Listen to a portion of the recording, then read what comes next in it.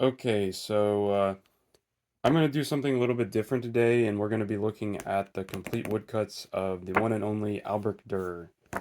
And I don't know if anyone's familiar with him. I found him through the black metal band Abagor. It had one of his the Knight, the Devil, and something else. I can't remember the last word, but I have that hung up on my wall too. But that's mainly how I found him, and also through the Proco and Marshall Vandriff Draftsman podcast, which I highly recommend, has talked about him before, and Vandriff would take a lot of inspiration from him. Here at the beginning, you just get some background. I don't really, I did not read this stuff. I just wanted to get to the good stuff. Obviously, this stuff might interest some people, but I don't really care. 1500s to I don't know when he died. Um, you can see the indexed, and you can see all the names beside him because there's no names on these. So starting off here, you'll see these little mini um, woodcuts, and the proportions are out of whack. They have these huge, gigantic melons and these uh, short little bodies. I don't know if that was a constraint of the quality of the time, but yeah, you'll see how stumpy they kind of look, like right there. Looks pretty strange, right? You'll see how better he gets throughout the book too, because yeah, he grows a lot.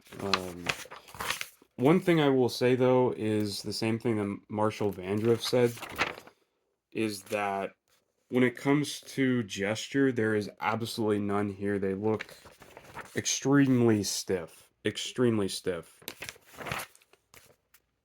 You can see with, let's see if I can find an example here.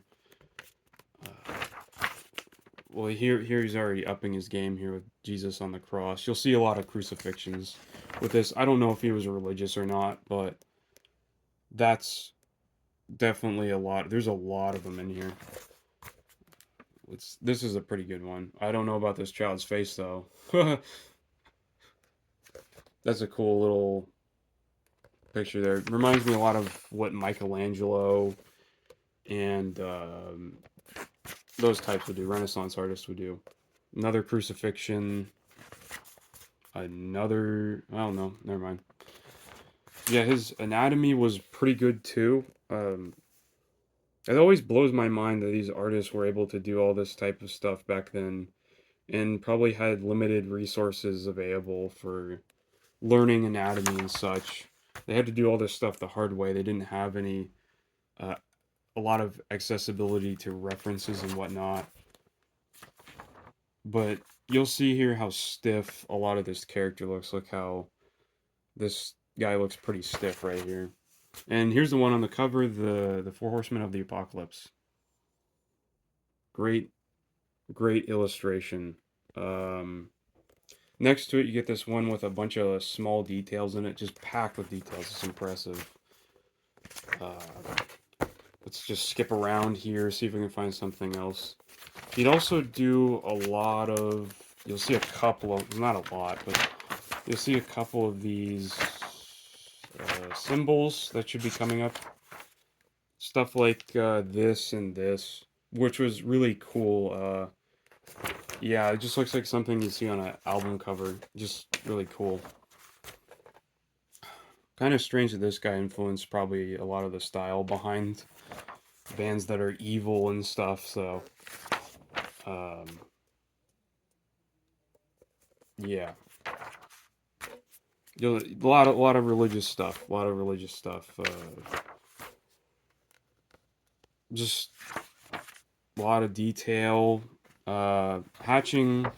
This guy's incredibly important when it comes to that.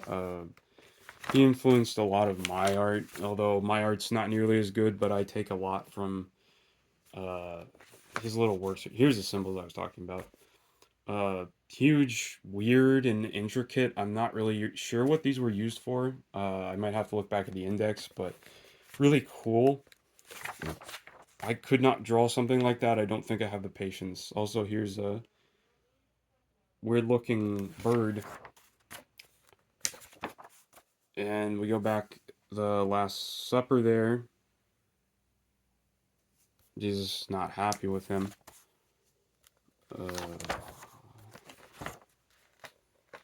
Just impressive stuff. Wow. I mean, look at this. Wow. There's some architecture as well. These are probably studies, but just look at that. Just look at it. Impressive. Impressive. So, like, if you like these types of videos, just let me know, because I have a Yoshitaka mono art book that I wanted to look through. I'll probably just do it anyways, but something like this was a bit more low effort on my part, and I wanted to just give you a look at people and talk about underrated artists like this guy, because I don't see a whole lot of people talking about him anymore. Which is unfortunate, because, I mean, just insane. Insanity. Absolutely insane.